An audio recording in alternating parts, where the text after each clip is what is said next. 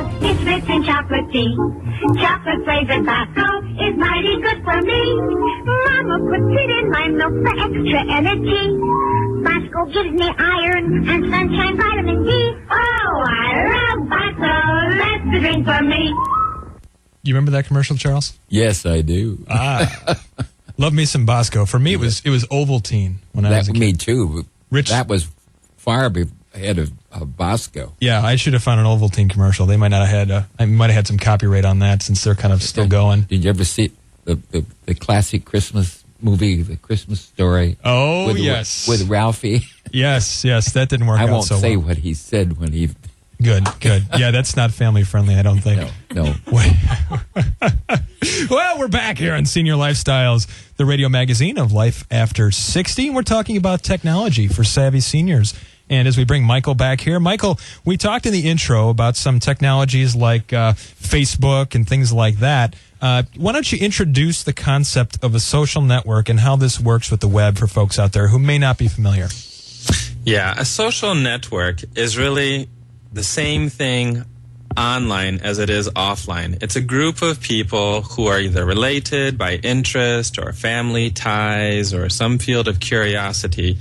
And now with all the technology that's available out there, you can connect with people who are not in your same town and not in the same location. You can connect with them all over the world. So if I had a similar interest, let's say, I was into, underwater basket weaving, let's say, and there were, maybe 100,000 people in the world that were into this underwater basket weaving. The internet now, through social networks, can bring those people together if they kind of put their interests out there and they have a place to go that's sort of a forum for them.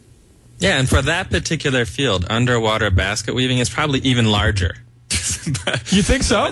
Yeah, sure. Why not? Okay, well, I like it, so I'm... Are you? Are you? It's you're right though, Dave. It's the people can find a field, something as specific as underwater basket weaving, and it will be on the net, and you will be able to find other people. Now, what's also interesting is that you can use these not necessarily just in a public forum, but you can also use them in a private forum for families. Right. So there are some of the social networking sites that can be just sort of geared as an internal thing, like if you have families spread across the country. Yeah, and one big example is the most commonly known one, which is Facebook. At present, it has around 350 million users worldwide and growing at an exponential rate every day. So it's huge, the number of people who have adapted it. And one of the fastest growing audiences for Facebook are the baby boomers. And what we are really interested in today is to also see how savvy seniors are beginning to use it. Because for so many the seniors out there, they think that's just another time zone away. That is not in my lifetime to use. It's too complicated. It seems difficult, but that is not the case. Well, I've got one testimony right here sitting in the studio with us. Charles, you use Facebook, don't you? Yes, I do. If it were that complicated, I wouldn't be on it. Right. Now, you expressed prior to the show that you'd be willing to give your age. Can you tell us exactly how old you are and the fact that you're using Facebook? I'm 88 years old. There you go, folks. 88 years old, uses Facebook. 88. Ladies and gentlemen, Charles Frank. Thank you. Have a pause. Wow. And you use Facebook and a number of other technologies, which we'll talk about here in a moment. But what do you like most about Facebook? What does it do for you? Well, I connect with the family. I have all my children, my 3 children, living children, and my grandchildren are all on Facebook. Sometimes I regret that I read some of what they say, but right. But it gives you some insight into what they're doing when they're not necessarily on the phone with you saying, well, here's what I'm doing, Grandpa. But you can actually see what they're up to. Yes, very much so. Who they're hanging out with. And I leave messages on their wall. They don't always return them, but well, you leave messages on my wall too. I know I do. In fact, David. There was a nice holiday message from Charles on my Facebook wall, and had something to do with the fact that it wasn't just Christmas, it was Christ Mass. And you emphasized that, which I definitely appreciated that as well. Thank you. Good. Now, Chris Cornell from the Whitcombs here with us, and Chris has found a social network that is geared towards baby boomers. Chris, why don't you tell us about that? It's called eons.com, EONS.com, and it's specifically geared towards boomers, as Dave said, but there's a lot of different things on there. There's some groups you can explore, different blogs that you can subscribe to, profiles you can look up, things like that. That's cool. That's not quite a dating site, but it's used to find other people that have similar interests and things like that. Right. We discussed earlier that the senior dating site was called People Meet, MEET. Yes, MEET. Be very specific about that. Be very specific. Right. Peoplemeet.com? That's the senior, sort of the boomer dating site? Right. I think, it might have been Senior People Meet, but I'll have to look it up. Something again. like that. It'll be on the website, folks, when we get into that. So, Michael, talk about how people can use these social networks to their advantages as a family.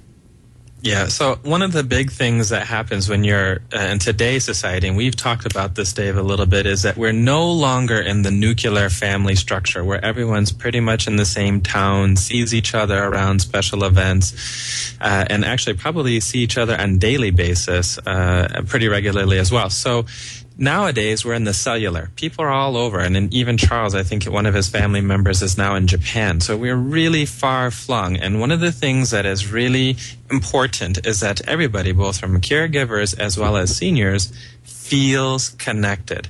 So you have a fantastic ability to share photos, and you also have the ability to share stories. So one of the things Charles was talking about is that kind of you're able to be almost a voyeur into a family member's life on the one hand, and on the other hand, you get to actually contribute. So, for example, if his grandson's doing some kind of interesting school project and he has done some homework himself that he wants to share, you can share it in that kind of environment. And so it's this live, living, connected family done online. But also really important to supplement Facebook is also live meetings. One should never replace, the personal contact only with social networks. But in a world that's so far-flung, these are great tools to bring people together. Right. Now, if you have family that is far-flung and you typically only see them once a year, maybe once every other year, this is an opportunity to take what you get once a year and what you get sporadically throughout the year, like on the phone or in those face-to-face meetings, and gives you an opportunity to connect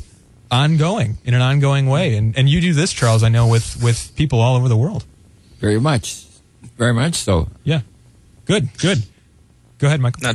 Now, Dave, there's another area which is really useful for social networks for seniors. Seniors have an incredible store of knowledge and wisdom and ultimately insight that they can share. And so often, because we had somewhere along the way drawn this line in the sand that everyone should be done working at 65, we've actually lost access to a lot of that information. And so what I think is a really interesting opportunity for savvy seniors is to use websites like LinkedIn, which are professionally oriented websites where people can profile their skills and knowledge and who they know, and then share that on a commercial basis and or on a volunteer basis. So for many seniors, they don't want to be parked and not engaged. They want to be involved, and they have very sharp minds that they want to apply. So LinkedIn is a great example of one of those websites where they can do it. It's a social network for professionals.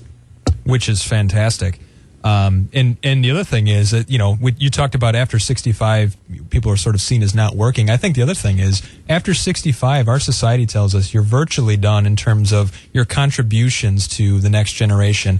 And one thing that you and I talk a lot about with your work at the Wisdom Flame, Ryan's work at Elder Brief, and some of the sorts of ongoing facilitations of that storytelling that we're working on for the future here, there really is a wealth of knowledge, information, and wisdom that can and should be passed on to future generations. I know, Charles, you can probably attest to this. How often do people ask for your advice when, in fact, you've probably got all kinds of advice to give?